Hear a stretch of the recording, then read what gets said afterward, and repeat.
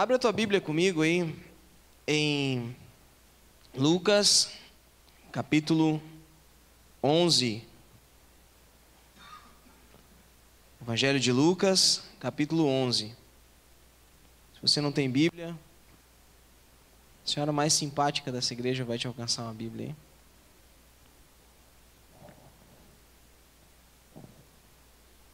Lucas 11, versículo 34.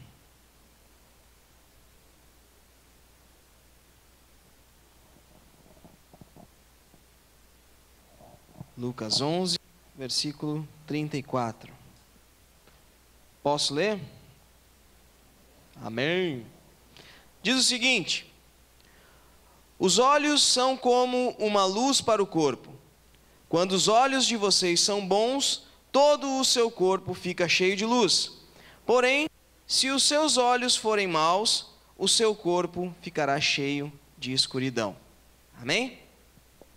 Todos nós conhecíamos esse texto, né? Acho que é um texto bem do nosso cotidiano, hein? Se os teus olhos forem bons, o teu corpo será cheio de luz. Porém, se os teus olhos forem maus, o seu corpo ficará cheio de escuridão, cheio de trevas. Irmão, quero te confessar que esse texto tem me intrigado no decorrer desses últimos dias, sabe?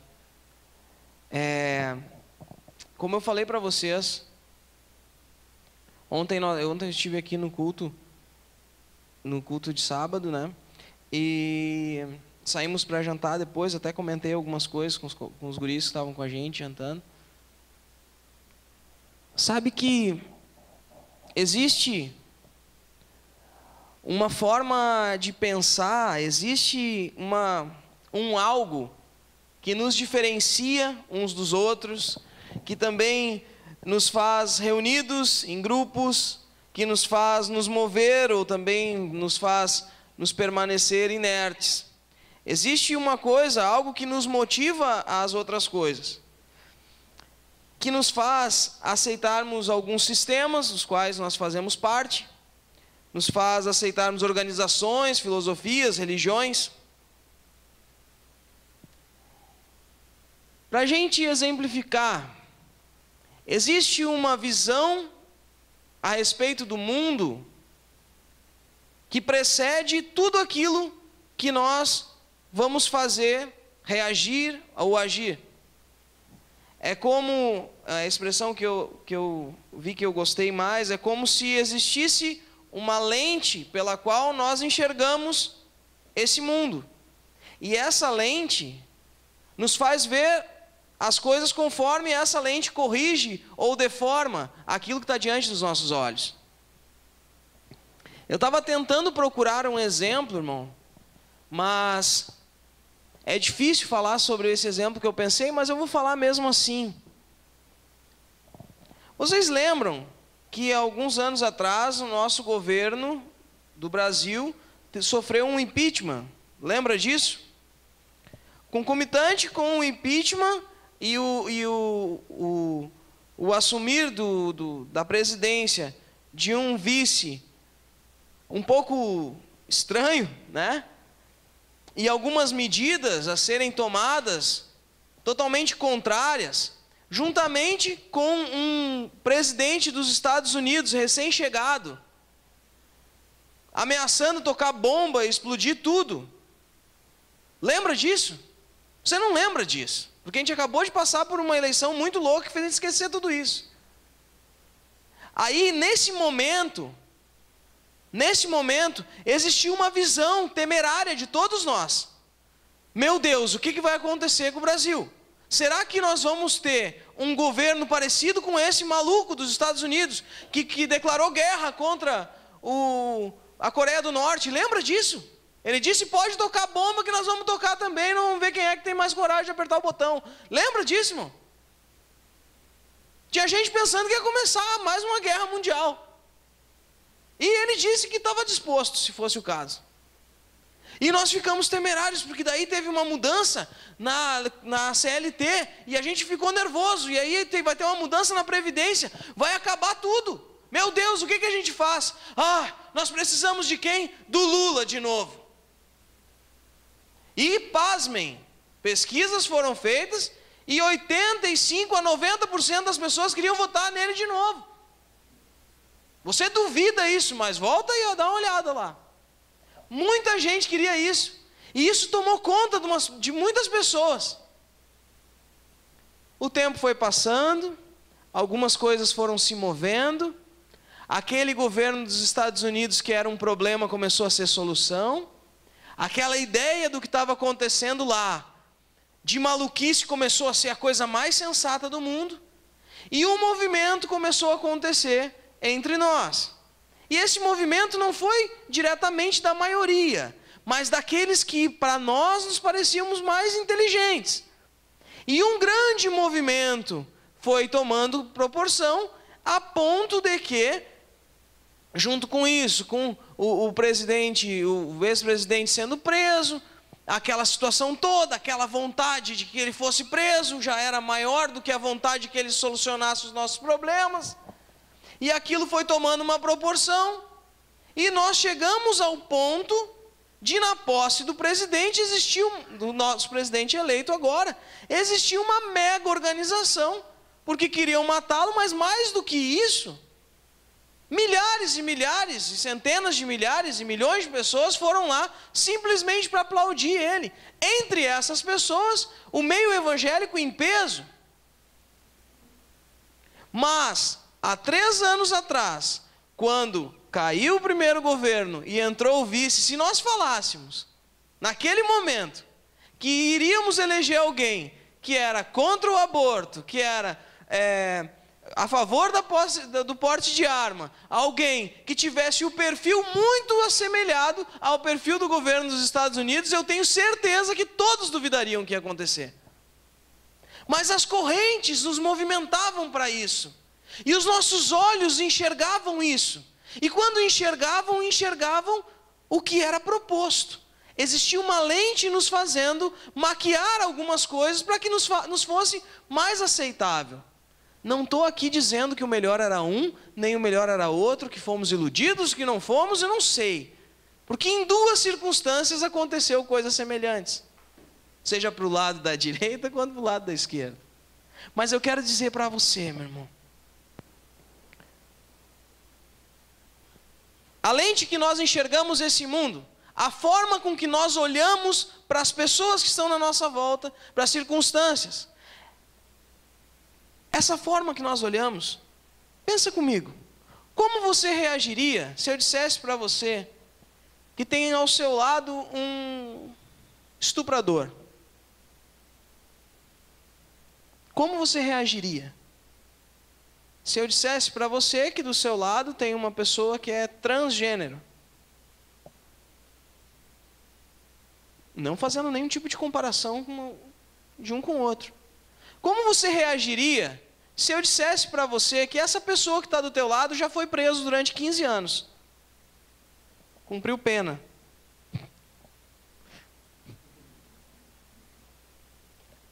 Obrigado, mãe. Só uma mãe mesmo para fazer isso aqui, né? Comigo. Entre cuidar do filho e fazer o filho passar vergonha, existe uma linha fina muito tênue, né? Mas, como você reagiria a isso? Como você reagiria se eu dissesse para você que do seu lado existe um belo espécime de religioso? Se eu dissesse para você que o teu filho usa drogas, como você reagiria? Qual é a sua reação diante de tudo isso? Como você enxerga isso? Como você processa essa informação? O que você pensa disso? Se eu disser para você que existem pessoas aqui na igreja que fumam maconha, como você ia reagir a isso?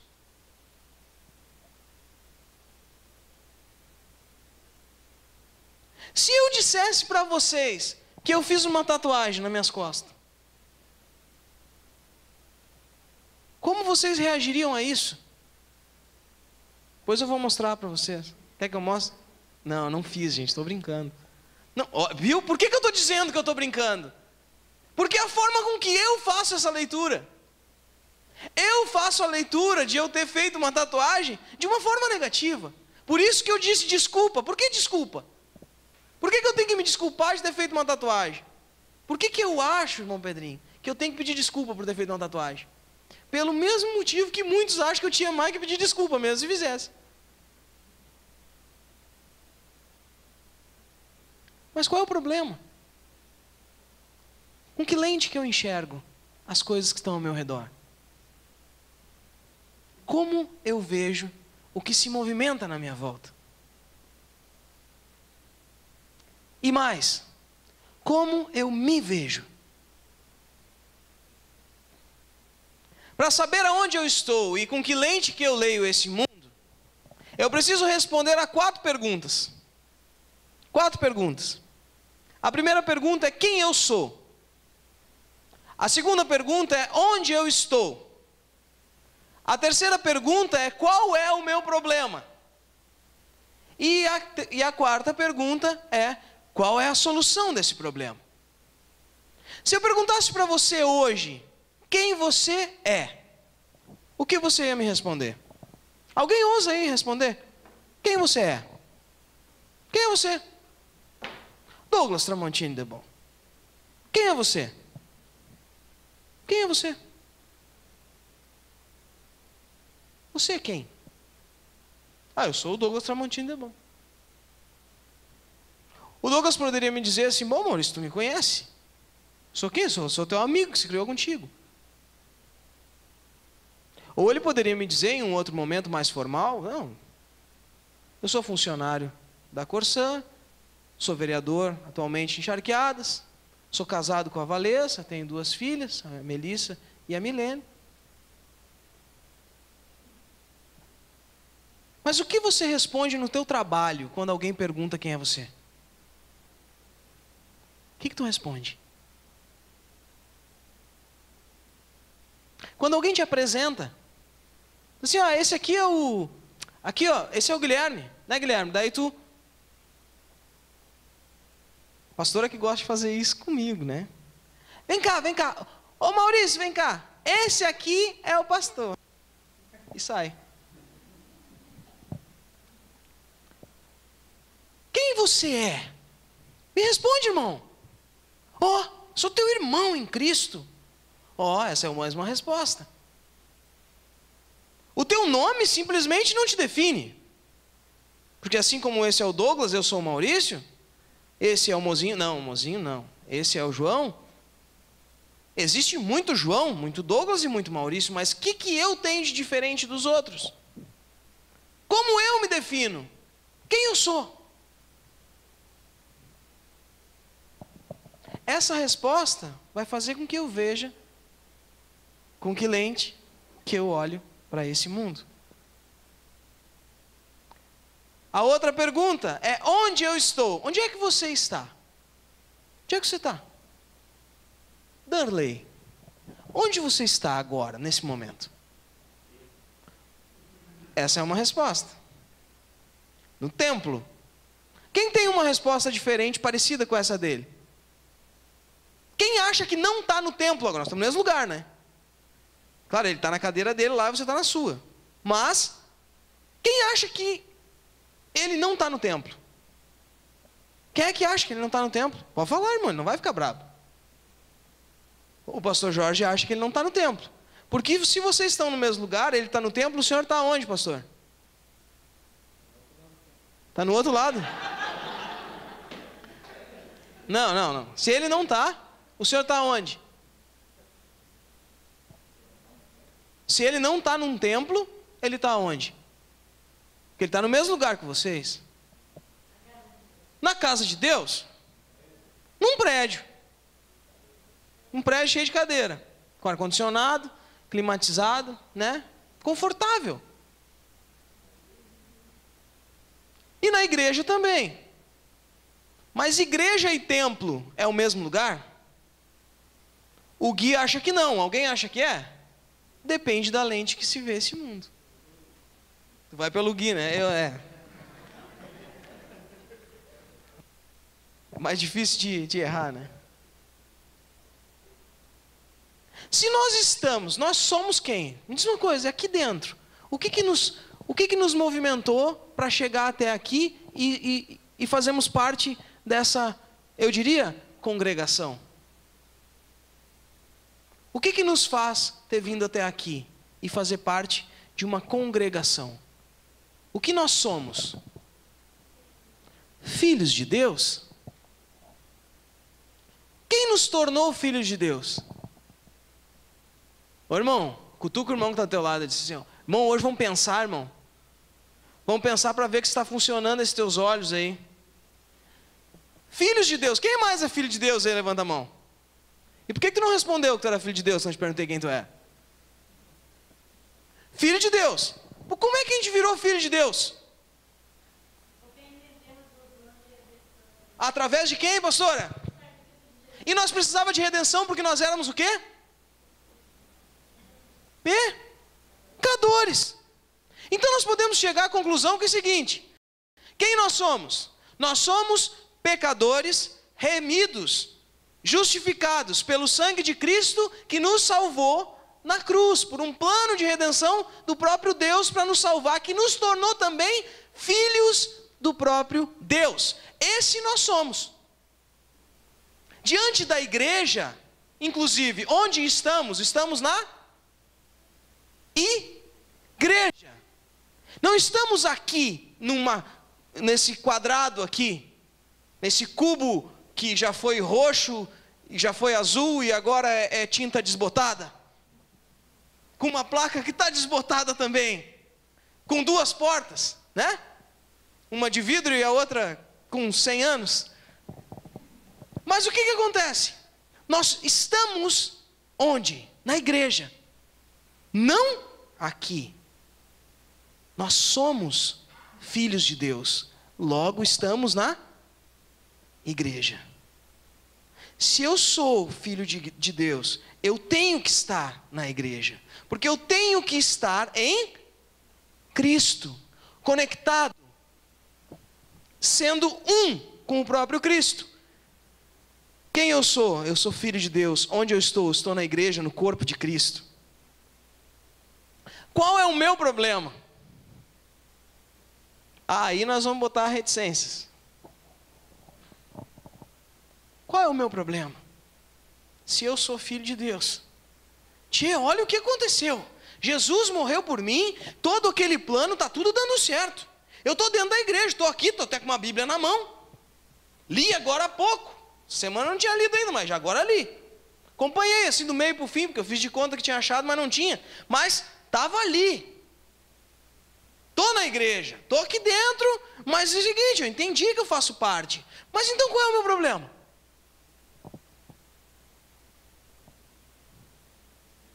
Lembra que a gente falou que nós éramos e agora nós viramos?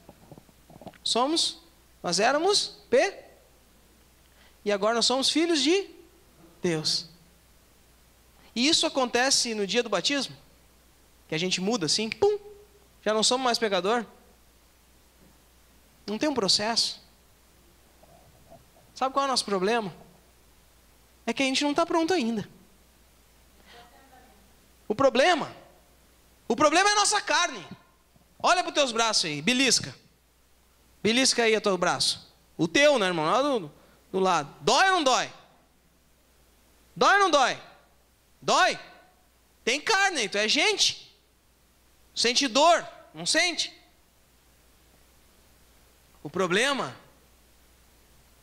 é que o espírito milita contra a carne, que de contrapartida luta tentando resistir ao espírito.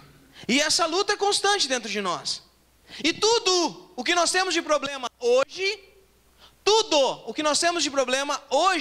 mesmo que uma vez sendo remidos pelo sangue de Cristo, uma vez sendo justificados, sendo salvos por Ele, sendo considerados filhos de Deus. E nós somos filhos de Deus de uma maneira muito louca. Porque Ele, Cristo, é o Filho único, unigênito. Você já viu isso? Como é que pode um pai que tem um filho único? Lembre-se, porque Deus amou o mundo de tal maneira que entregou o seu Filho unigênito. O que é unigênito, irmão? É o primeiro de um monte. Não, é o único. E tu não é filho de Deus também? Não é filho de Deus também? Como é que tu é filho de Deus se Deus só tem um filho? Por isso que só tem um lugar para tu estar. Tu tem que estar nele. Porque se eu estou nele, eu faço parte do Filho. E por isso eu sou um com Deus. Aliás, sou um com Cristo que me faz filho de Deus. Entende? Às vezes a gente confunde isso daí, irmão. Às vezes a gente pensa que é o seguinte, que Jesus é nosso irmão mais velho. E você já pensou assim e provavelmente estava pensando até agora. Que Jesus é o nosso irmão mais velho. Aquele irmão que faz tudo certo. E nós somos o irmão ruim, que faz tudo errado. Que geralmente quando tem um irmão que faz tudo certo, o outro resolve ser o que faz tudo do avesso. Mas não é. Mas não. Nós estamos em Cristo, porque nós fazemos parte dele. Somos filhos dele. E aí o que acontece, cara? Aí eu estou todo torto. Eu conheci, eu vi, eu sei. Eu andei perto. Mas aí dentro de mim existe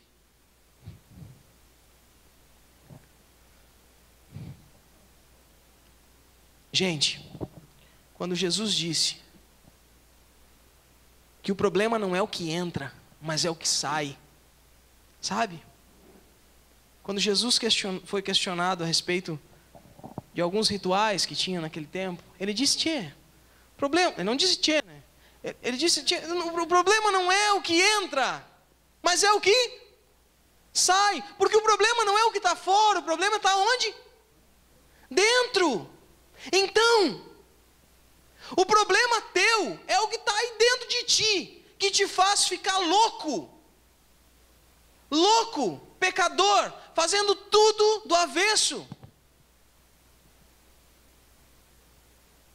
E aí dentro a coisa começa a movimentar, e tu sabendo da verdade, fica louco para fazer o que não deve. Mas aí eu me esqueço quem eu sou, eu me esqueço onde eu estou, e acho que eu deixei de ser e de estar porque eu estou ignorando. E eu começo a ter um problema, e o meu problema é estar longe de Deus. Só que eu quero te dizer uma coisa, irmão. Não importa a distância que tu esteja, Ele sempre pode te alcançar. Tu nunca sai do raio de visão de Deus. Tu nunca deixa de estar nas mãos dEle. Nunca. E o que acontece? O meu problema é que eu estou dentro, estou fazendo parte de quem é Deus ainda, e rebelde contra Ele, fazendo tudo errado. Então eu penso que me escondo em um lugar aonde na verdade eu não estou escondido. Eu estou passando vergonha, eu estou pagando um mico, achando que Deus não está vendo o que eu estou fazendo, por onde eu tenho andado e o que eu tenho feito com esse corpinho que Ele me deu. E o que acontece comigo? Esse é o meu problema. Esse é o meu problema. E eu vim aqui hoje por causa disso. Por causa que eu estou aqui, todo mundo acha que eu faço um monte de coisa certa, quando na verdade aqui dentro de mim isso me corrói. E eu digo para você, se esse é o teu problema, esse é o problema de todos nós que estamos aqui, irmão. Você não está sozinho nisso. Ninguém é mais santo do que você, e nem mais pecador do que você. Porque todos nós temos o mesmo problema. É a mesma natureza que luta tentando nos derrubar e sobreviver. Uma natureza que vem de Adão, que vem do pecado, que vem da corrupção. Eu vi uma definição muito legal, que diz o seguinte, que a maldade em nós é como uma ferrugem que corrói o aço. Ela está dentro de nós, veio da nossa natureza. Quanto menos a gente espera, ela começa a aparecer ali. E aí tem que passar aquele produtinho amarelo, aquele negócio, fazer ferver para ver o que acontece, passa uma tinta e daqui a pouco está lá a ferrugem de novo. Só que aí o irmão resolve morar na beira da praia para ver se enferruja e acaba mais rápido. Uma vez nós fizemos lá na casa da vizinha, uma gradezinha, me lembro, eu e o pai, nos colocamos bonita assim, a porta, isso é, né, 1900 e bolinha, tinha um quadradinho assim na porta, com o vidrinho aquele que abria, você lembra disso? Eu tinha um vizinho na frente de casa que estava sempre espiando, eu tinha medo dele, era um vidrinho igual aquele. E aí nós fizemos uma grade com medo de roubar. Você lembra disso, mãe? Lembra, Lê? Fizemos uma grade e colocamos ali. Eu tinha 6 anos. Eu estava na volta, pentelhando. E a gente colocou aquilo, ficou bacana, pintamos de azul. Mas azul que não deveria ter pintado, ficou feio. Mas era a tinta que tinha, era um azul assim, ó. Assim, ó. Só que a porta, sei lá, era de uma cor nada a ver, ficou aquele azulão. No outro ano, a gente chegou lá, aquele ferro estava dessa grossura e ele era fininho. E a gente botou a mão nele e acabou. Apertou-se e acabou o ferro.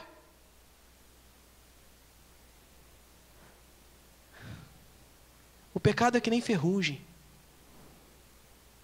A gente resolve fazer, resolve dar corda, resolve lutar com aquilo, e aí quando a gente vê, a gente tem mais ferrugem do que ferro. E a gente já não é mais quem a gente era. A gente não entende quem a gente era. Porque na verdade eu não estou vendo o mundo da forma que eu deveria ver. Porque se eu tenho um problema, eu tenho uma solução. E essa solução se chama arrependimento. Só tem uma forma, irmão.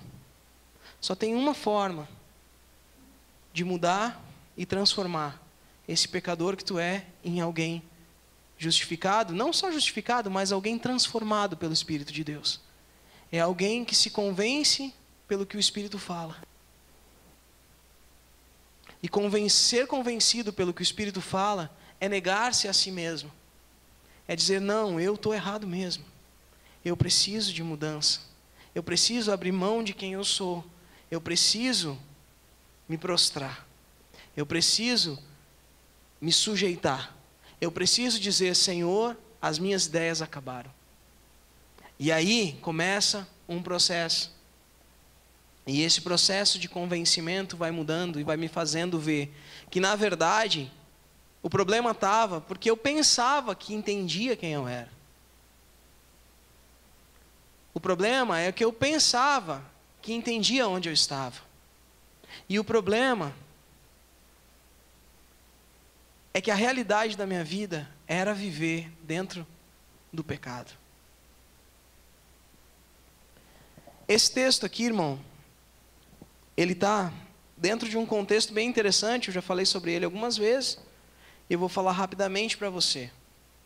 Esse texto aqui está dentro do seguinte contexto. Jesus, ele liberta um homem endemoniado, que o demônio fazia com que ele não ouvisse. Ele era surdo, se eu não me engano. Não, mudo, não deixava falar. E quando Jesus fez isso, orou por aquele homem, libertou aquele homem, expulsou aquele demônio que fazia do homem mudo, os fariseus que estavam na volta apontaram para ele e disseram que aquilo que ele estava fazendo não era por intervenção de Deus, mas sim através de Belzebu. E o que aconteceu? Jesus ficou brabo, apontou para aqueles lá e botou o demônio do mudo nos outros, para ver se eles paravam de falar bobagem. Isso seria uma boa ideia, né, cara? Mas não. Jesus disse para ele que, como é que é? É até bem interessante isso que Jesus falou, porque foi uma coisa bem racional. Ele falou que, que um país que se divide em grupos e luta um contra o outro, ele não prospera, né? Ele não vai adiante. Se uma família, dentro de uma família, uma pessoa luta uma contra a outra, ela não vai adiante, ela tende a acabar. E ele está dizendo isso falando dos demônios, porque se ele estava expulsando um demônio por intervenção de um outro demônio, isso não faria sentido nem no inferno. E eles olham aquela informação, processam aquilo, já estão meio enojados, não queriam entender. E ele começa a falar a respeito de um homem forte que era dono de uma casa, daí ele foi lá, foi expulso por um mais forte do que ele, fazendo referência a o poder que expulsa o demônio ser mais forte do que o próprio demônio. Mas também fala a respeito dessa casa, que depois de ser expulso esse homem, já que ela não sendo preenchida com o próprio Deus e aquele que expulsou, essa casa vazia pode receber esse demônio de volta com mais uma galera. E ele está falando sobre isso, irmão. E aí, nesse meio tempo, uma mulher grita e diz o seguinte: bem-aventurada o ventre da mulher que te pariu. Que feio, quase falei uma coisa feia aqui, vocês viram isso? Meu Deus do céu. Até deu um calor. Da mulher que te pariu. E... que barbaridade, acabei com tudo. Estava tão bom, estava indo bem. Mas o que acontece? E Jesus respondeu: não são felizes, não é feliz essa mulher, mas sim felizes são aqueles que ouvem a mensagem de Deus e obedecem a ela. Aí ele fala o seguinte, daí as pessoas começam a indagar Jesus pedindo um milagre. Sabe para que as pessoas pedem um milagre? Sabe qual é a melhor forma de tu provar para as pessoas que tu vem de Deus? É tu dizer que um dia tu orou por alguém e alguma coisa aconteceu. Sabe? Podem falar de mim, quero ver fazerem as coisas que eu faço. Lembra, né, que os feiticeiros lá faziam as mesmas coisas que Moisés, né? Cuidado, irmão. O que acontece? Começaram a pedir para ele fazer um milagre, para ver, para questionar se ele era ou se ele não era. Daí ele disse o seguinte: olha, tia, o único milagre que vocês vão ver é o mesmo que aconteceu com Jonas. Mas o povo de Nínive vai se levantar e vai julgar vocês, porque eles se arrependeram dos pecados. Porque com eles não chegaram a ser destruídos. Porque quando a informação chegou, eles abriram os olhos e viram aonde eles estavam, quem eles eram, qual era o problema deles e qual era a solução. E aí tem uma informação muito preciosa, que Jesus fala o seguinte, olha só, irmão. Versículo 33. Ninguém acende uma lamparina para pôr num lugar escondido ou debaixo de um cesto. Ao contrário, ela é colocada no lugar próprio para os que entrarem na casa possam enxergar tudo bem. Os olhos são como a luz para o corpo. Quando os olhos de vocês são bons, todo o corpo fica cheio de luz. Olha só o que Jesus está dizendo. Primeiro, vocês olham para mim expulsando um demônio. O cara era mudo e começa a falar. Vocês acham que isso é pelo diabo. Aí, eu falo que não adianta só expulsar o diabo de uma pessoa, o demônio de alguém, e deixar essa pessoa viver como ela vivia antes, porque o diabo vai voltar. Ela precisa ser cheia.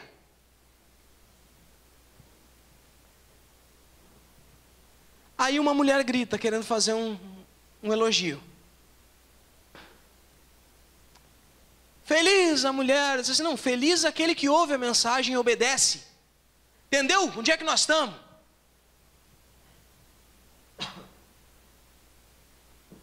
Olha como é que Jesus já estava nessa história. Grita uma mulher lá, imagina. Bem-aventurado o ventre de quem te pariu. Ela disse, não, bem-aventurado aquele que ouve a mensagem e obedece. Porque não adianta tu ficar gritando aí e tu ser outra, que ou duvida pensando que é um demônio, ou quer que eu fique fazendo milagre para acreditar que Deus é Deus. Não me vem puxar saco. Por quê? Porque tu está duvidando. Uns estão duvidando, dizendo que eu faço milagre por interferência do diabo, outro está querendo que eu faça outro milagre para provar que aquele primeiro era de Deus. E aí, ele diz o seguinte, olha só. Cutuca o irmão e diz assim, agora, amor. Agora, irmão. Agora.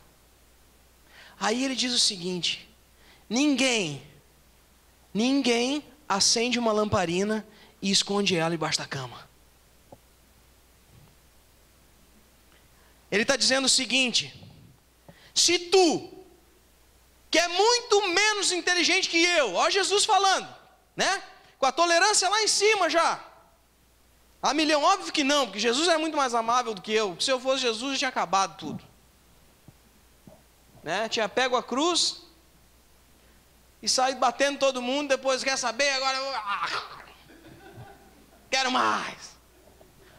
Olha aqui, irmão, ele diz o seguinte, se qualquer um sabe que a luz não dá para ficar escondida dentro da caixa, vou pegar uma lanterna e vou enfiar aqui dentro para ficar bem clarinho. Não, eu não sou estúpido. Eu não sou estúpido. O problema não é onde Jesus está, porque Deus colocou ele onde ele tem que estar. É isso que ele está dizendo. O problema não é Jesus aonde ele está. O problema é que ele está aqui. Deus está na terra. Ele veio. Ele está mostrando o que é a verdade. Mas os teus olhos não são bons. Porque vocês não estão vendo. Vocês não estão vendo quem ele é. Porque tu está achando que é do demônio, santo. E tu está querendo que ele fique fazendo coisinha, malabarismo. E uma outra acha que, eu vou falar bem da mãe dele para ver se ele faz. Ei! Se Deus, que sabe tudo, ele sabe muito bem aonde Jesus tinha que estar, para que todos nós pudéssemos estar na luz. O problema não é aonde Deus está. O problema não é o quanto tu te afastou da igreja. O problema não é o quanto as pessoas, o quanto as igrejas estão pregando errado. O problema não é o Edir Macedo e nem o Silas Malafaia. O problema é esse teu olho aí, que só enxerga o que não deve. Fica botando culpa em tudo quanto é coisa. Mas Deus fez o que é certo, e a circunstância que tu está passando na tua vida está nas mãos de Deus. Está na mão de Deus. E agora? Se os teus olhos forem bons, o teu corpo vai ser cheio de luz. Se os teus olhos forem bons, você vai olhar para tudo isso que está acontecendo aí na tua frente. E tu vai entender que eu faço parte do corpo de Cristo. Eu sou filho de Deus. E se o próprio filho foi para a cruz, o que é eu ser desempregado? O que é eu ter terminado um namoro? O que é eu estar com crise no casamento? Se o próprio filho foi para a cruz e eu estou nele, o que é eu ter problema de relacionamento? O que é? O que é? Morreu esse, morreu aquele. O que isso implica? Se Jesus foi traído por todos, todos o abandonaram, ele morreu na cruz, da forma mais cruel, para demonstrar para o mundo o quanto Deus se ira contra o pecado. A ira de Deus contra o pecado foi representado na cruz. Não existe nenhum pecado que você possa cometer hoje, que se você fosse para a cruz igual a Cristo, não seria justo. Se lembra do estuprador que eu disse que podia estar no teu lado? Tu não acha que seria justo ele morrer que nem Jesus morreu? Pelos crimes que ele cometeu? O veterano lá, aquele sem vergonha lá do espiritismo. Vamos botar ele na cruz, será que ia ser bom? Eu acho. Não ia ser bom? Não ia ser uma pena boa? Se ele fosse nos Estados Unidos, ele ia morrer na cadeira elétrica ou com os gazinhos aquele, né? Não, acho que tinha que ir para a cruz, pelado, apanhar um monte, não acha? Pois é por isso que Jesus morreu, para que o pecado, até desse sem vergonha, fosse justificado lá na cruz. Entende? Não. Irmão, olha para a tua vida. Olha para a forma com que tu decide. Se eu entendo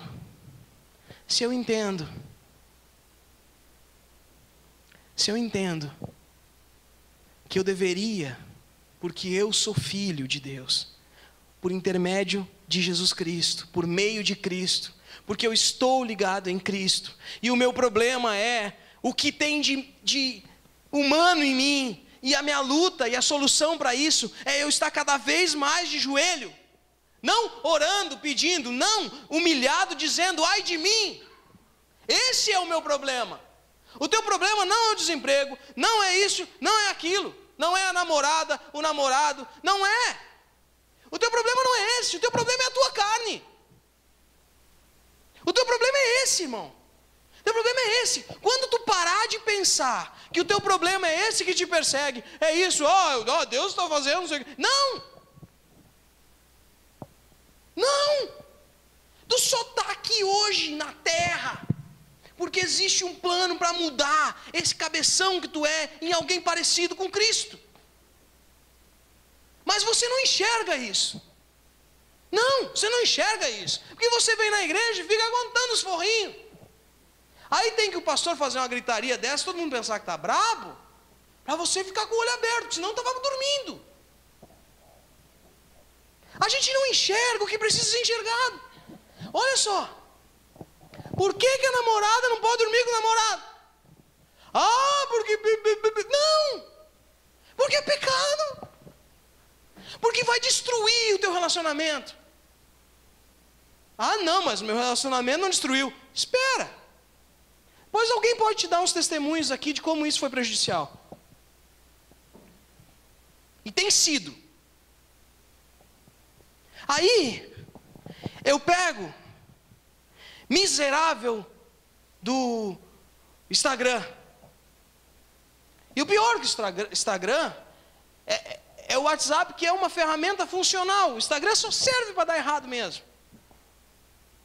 E aí o cara bota no status ali, tomando uma selva com os amigos. Aí tu junta aquilo ali, e a roda dos escarnecedores é fichinha. Porque aquilo ali nem é escarnecedor, aquilo ali é, sei lá, canibal. É gente que quer comer gente. E aí eu olho para aquilo ali. E qual é o olho que eu olho para aquilo ali? Vou dar um like. Tem isso aí no Instagram, Gui? Vou curtir. Olha, irmãozinho, botou uma foto pelada. Vou curtir, porque está bem bonita. As irmãs, né, que olharam, daí disseram, não, vou curtir, porque senão ela vai pensar que eu estou com inveja. Eu estou, né, mas eu vou. Irmão, como é que você reage com o pecado do teu irmão? Isso faz de você assim, não, eu quero ficar longe dele. Não, eu quero ficar perto dele. Eu quero ficar perto dele. Porque Jesus ficava perto. Só que a forma com que Jesus enxergava as coisas era a seguinte, irmão. Aquele que está no engano, aquele que está perdido, aquele que não conhece,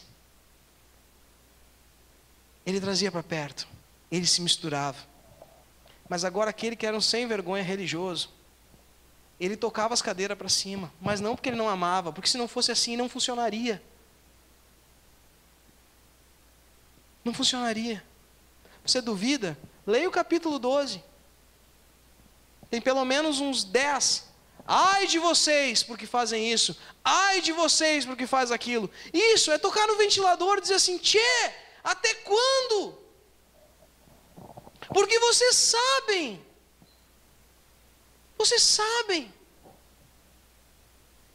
A visão de Cristo a respeito das coisas tem que fazer com que a gente olhe para tudo com outra perspectiva, irmão. Olhar para o ano que vem pensando o seguinte, poxa, aliás, para esse ano que nós estamos pensando assim, eu queria que fosse melhor, mas por que vai ser melhor? Porque eu preciso me converter. Porque eu preciso conhecer mais a Cristo. Porque eu preciso mudar as atitudes que estão erradas. Quais? As que eu sei. Tem gente que vive procurando coisa nova. Se eu chegar aqui e te contar assim, irmão, tem uma novidade que eu descobri na palavra, todo mundo vai querer saber. Mas agora aquelas que todo mundo já sabe, que só precisa mudar, a gente não quer mexer. Me diz uma coisa, irmão. Os tempos mudaram, a novidade, as mulheres alcançaram o seu espaço, trabalham, votam.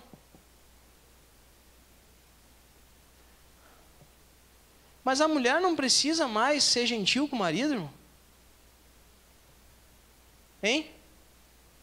Não precisa mais. Ela tem que tratar ele que nem um bicho. Hein? Me responde isso, irmão. Ela não tem que ser gentil mais. Não, mas então, mas assim, não, mas daí ela vai me dizer assim, mas ele tem que ser também. Isso é bem característico de Cristo, né, irmão? É bem assim que Jesus fazia. Quem tratava ele bem, ele tratava bem. Quem tratava mal, ele tratava mal.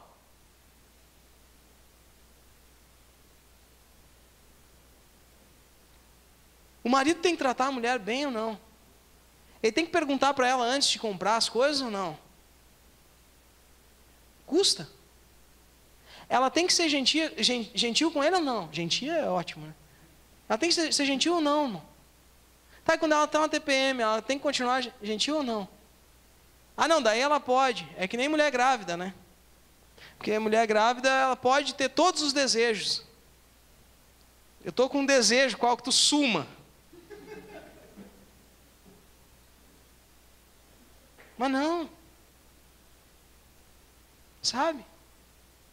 Me diz uma coisa, tem que se honrar pai e mãe ainda ou não? Tá, mas quem é que é pai? Quem é que é pai, pastor? Pai é da onde tu vem, né? É ou não é? Tá, mas o pai tem que ser camarada, se ele é bacana. Daí eu tenho que honrar ele. Se ele é um sem vergonha, eu não honro ele. É assim? A maior característica de quem entende a forma com que Cristo vê o mundo é alguém que entende a graça de Deus. Alguém que entende a graça de Deus é alguém que está mais disposto a se entregar do que a receber. E não importa o que vem de lá, porque pode ser que não venha nada, e pior, pode ser que venha insulto, mas eu tenho que fazer o bem para aquelas pessoas. E aí eu penso que a minha atitude não vai causar efeito nenhum na minha família, nos meus amigos. E aí eu decido que eu quero um tempo. Imagina Jesus dizendo o seguinte: botou no Getsemane aqui, Deus, e o seguinte, me dá umas 2 semanas para mim ir para a praia, depois eu volto aqui e morro nessa cruz.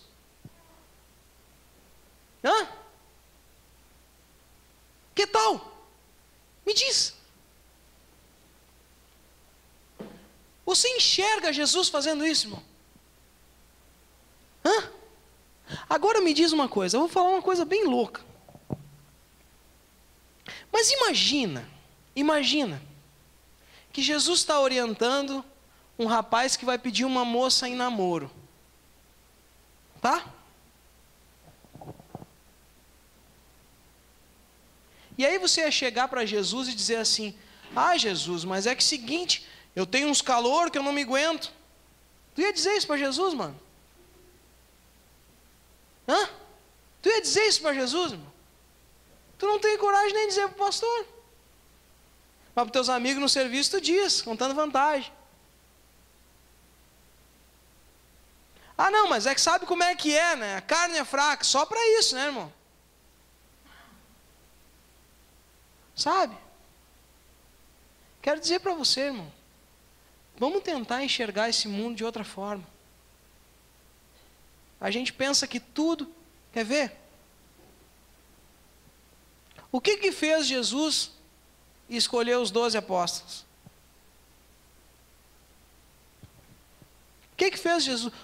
Jesus, vamos usar o exemplo, o que Jesus viu neles? Me diz. O que Jesus viu neles?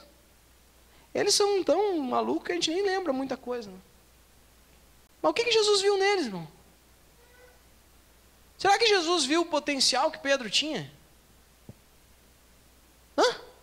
Será que ele viu o potencial de Pedro? Oi, meu amor, oi. Será que Jesus viu o potencial de Pedro? Será que Jesus viu o coração carinhoso de João? Você sabe como é que João era conhecido? Como filho do trovão. Sabe por quê, irmão? Sabe por que ele era o filho do trovão? Porque ele tinha um temperamento forte, ele era bom de briga. Bom de briga. Pedro, vocês viram, mesmo no processo, ele era turrão, teimoso, do contra. Tem uns outros que é Bartolomeu e o outro, o irmão dele lá, não é Bartolomeu? Eu não esqueço esses nomes. Foram aqueles que disseram assim, mas porventura pode vir alguma coisa boa de Nazaré? Eu digo, não, de onde que é? Ah, não me lembro agora qual é a cidade, mas uma cidade que não podia vir nada de bom. Aí, Nazaré, né? Nazaré. Bom, depois a gente descobre.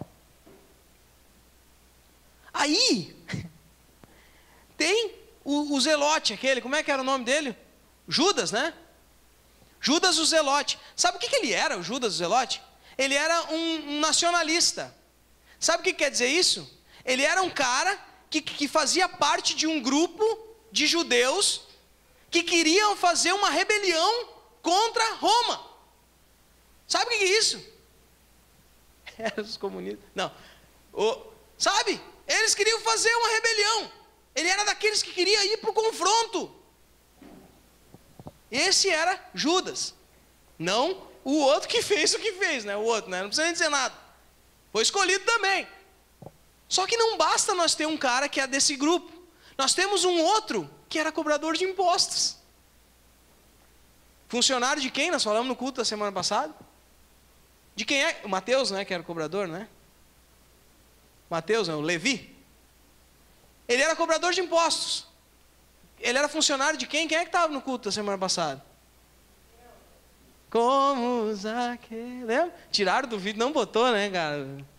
Né? Zaqueu era chefe dos cobradores. Mateus era um cobrador de impostos. Levi estava lá cobrando. O que os cobradores de impostos faziam, irmãos? Lembra?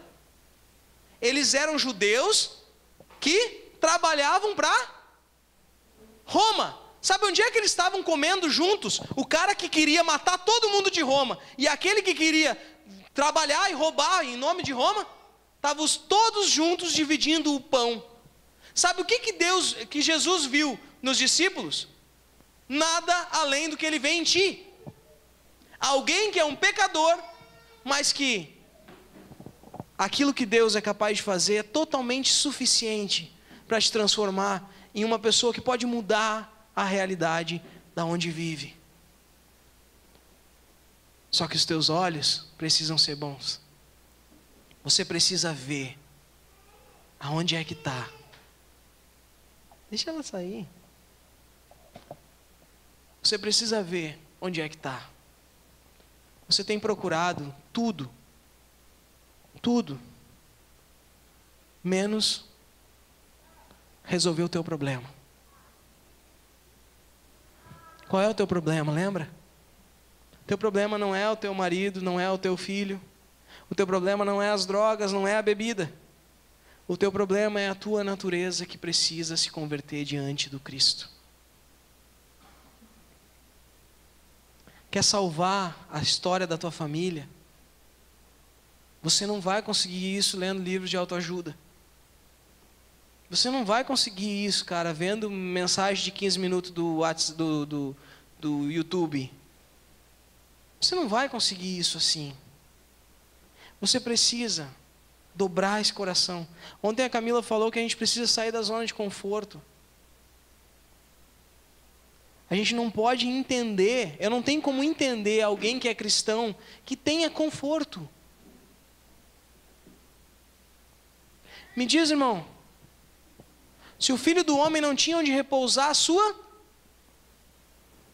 cabeça para dormir, ele não tinha.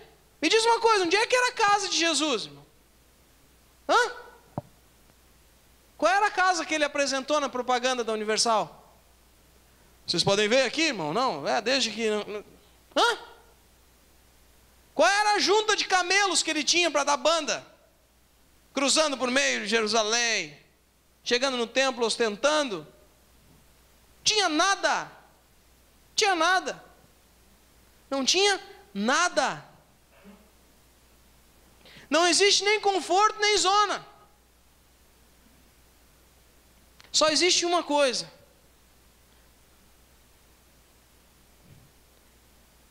Quem eu sou? Onde eu estou? Qual é o meu problema? E como solucionar ele? Se você não sabe quem você é criação de Deus.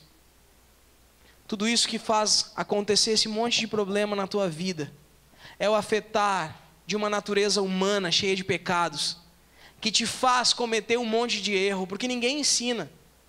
A Mimi está aqui correndo. Daqui a 6 meses, se ela chegar ali atrás e derrubar, se ela chegar ali, puxar aquele fio e derrubar a guitarra, e o pai dela perguntar: o que que tu fez, Mimi? Ela vai dizer: eu não fiz nada. Alguém vai ensinar ela a mentir? Estou ensinando agora. Alguém vai ensinar ela a mentir? Não precisa. Ninguém te ensina a fazer coisa errada, irmão. Tu passou uma vida inteira na igreja aprendendo que para namorar tem que esperar casar para fazer sexo. Ninguém precisou te ensinar a fazer sem vergonhice. Ninguém precisou te ensinar a entrar na internet para olhar pornografia. Ninguém precisou te ensinar a fazer essas coisas. Ninguém precisou te ensinar a beber. Ninguém precisou te ensinar a usar droga. Não. Quando você viu, estava acontecendo debaixo do teu nariz. Ninguém precisou te ensinar a ser desrespeitoso com todo mundo. A olhar para as pessoas e dizer: dane-se o que os outros pensam, eu sou mais eu mesmo, eu quero ter prazer. Ninguém precisou disso, irmão. Isso foi acontecendo.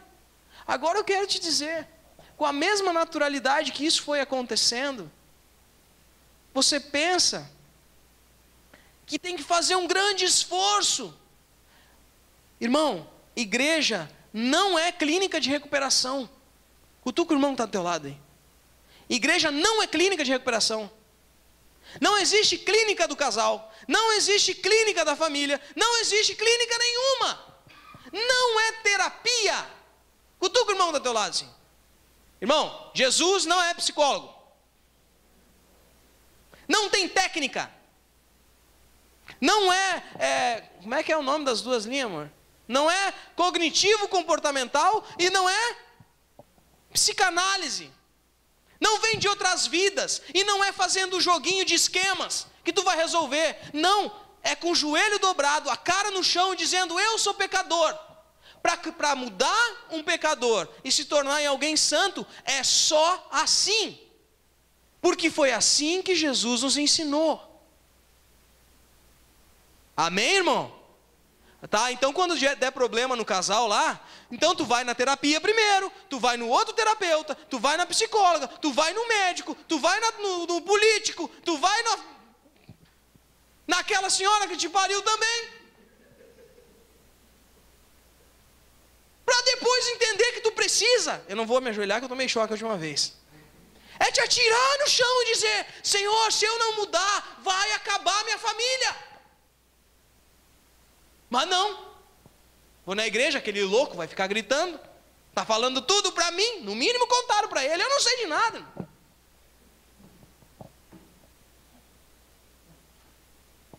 Não é, Mimi?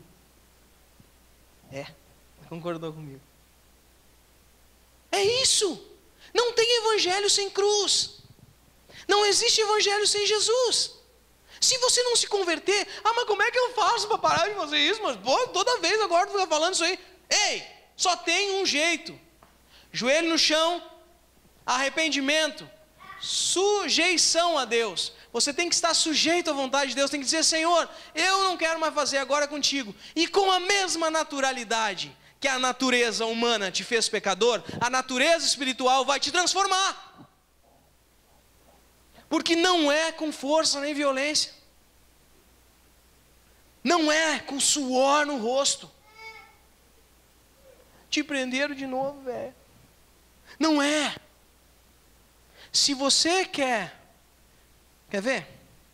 Quem é pai aqui? Levanta a mão. Quem é pai? Quem é pai? Quem é pai e já teve algum problema com o filho? Levanta a mão. Pode ser problema de saúde, pode ser problema. Já teve algum problema de comportamento? Quem é que já teve um pai que teve problema de comportamento com o filho? Levanta a mão, sim. Levanta a mão. Tem algum que não teve? Né? Bom, só Deus Pai, né? Que não teve problema de comportamento. A culpa foi sua. A culpa foi sua pelo comportamento? Alguns foi. Mas lembra que tem dentro lá. Tu não ensinou teu filho a mentir e virou um mentiroso. Tu nunca botou um cigarro na boca e ele está usando droga. Agora eu te pergunto. Tu já falou para o pastor que ele está com esse problema. Tu já foi atrás de um pastor. Tu já foi atrás de um amigo da igreja para tentar te ajudar. Mas agora tu já pegou a mão do teu filho e diz assim: filho, eu quero orar junto contigo.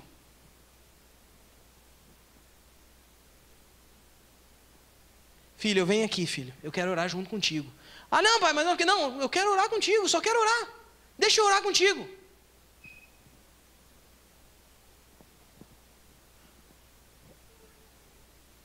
Quem eu sou? Filho de Deus. Onde eu estou? Eu estou no corpo de Cristo. Qual é o meu problema? O meu problema é o mundo que está acabando com a minha família. Qual é a solução? É joelho no chão. Arrependimento, sujeição. Eu preciso orar com minha família. Aí, a tua mulher nem olha para a tua cara, faz uma semana. Aí tu liga para as amigas dela. Tu liga para o terapeuta dela. Tu liga para a mãe dela. Tu fala e faz chantagem com o teu filho para ver se chega nela. Mas tu é filho de Deus. Tu está na igreja de Cristo. E tu já pegou ela pela mãozinha e disse assim: amor, nós estamos acabando com o nosso casamento. Eu quero orar junto contigo. Você tem vergonha de orar na frente do teu esposo? Você tem vergonha de orar na frente da tua esposa? Você dá o microfone aqui, tu faz uma oração bacana, mas se eu disser para ti, ora junto com o teu namorado, tu diz: Deus me livre. Por quê? Porque tu tem vergonha de trazer Cristo para o meio da tua relação. Porque tu quer ele longe. Mas lembra, ninguém coloca a lamparina no lugar errado. Deus está no lugar certo. É você que não está enxergando. Porque você quer trazer escuridão para dentro de você, para manter essa vida de pecados. Você não quer olhar para a luz de Cristo para se encher do que é luz. Meu irmão, minha irmã, se os teus olhos forem bons, o teu corpo será cheio de luz. Mas se os teus olhos forem maus, quanta treva vai existir dentro de você.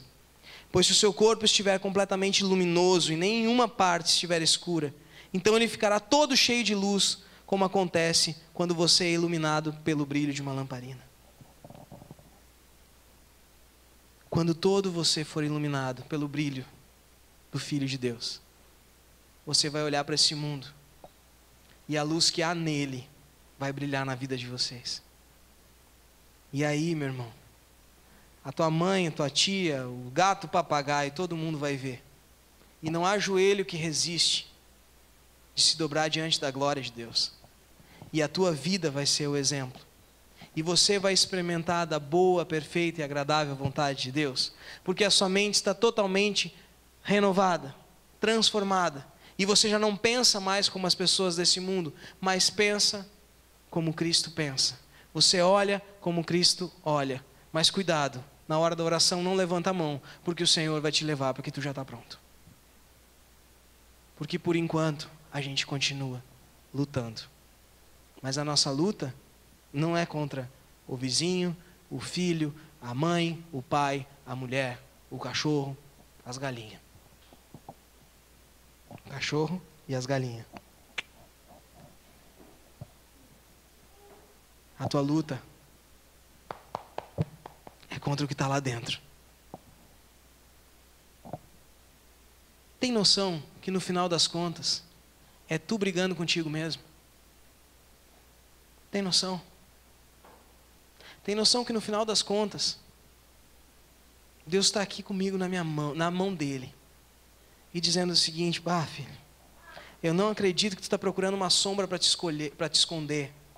Tu não quer olhar para onde eu estou. Tu não quer encontrar a luz que vai fazer mudar. E aí eu tento correr para um lado, tento correr para o outro, mas não adianta, não existe distância que eu possa percorrer que eu me afaste da presença e do amor de Deus. Não existe. Mas depende dos teus olhos, não depende da circunstância. Você não vê o que você não quer ver, porque Jesus está exatamente onde Ele deveria estar. E você? Quem é você? Aonde você está? Qual é o seu problema? Será que você quer a solução? Fica de pé no teu lugar.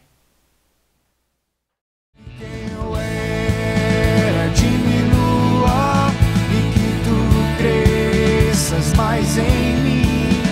Identidade.